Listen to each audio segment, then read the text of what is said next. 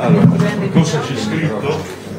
C'è scritto Gianni Amelio. Gianni Amelio e basta, perché tutto quello che c'è da dire è qui dentro. Senza retorica.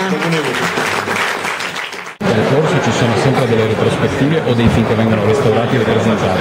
Ieri è stato presentato Porcile di Pasolini, anche un suo film è presente. Qual è il senso di questa operazione secondo lei?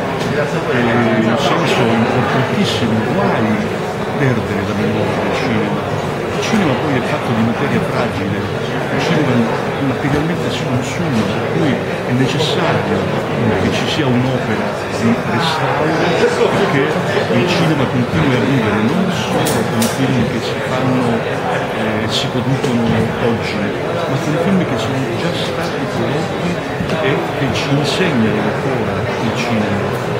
Io se avessi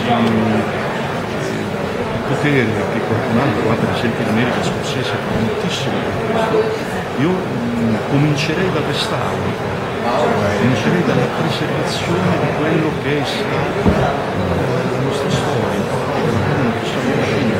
Il suo ultimo film è stato lodatissimo dalla critica.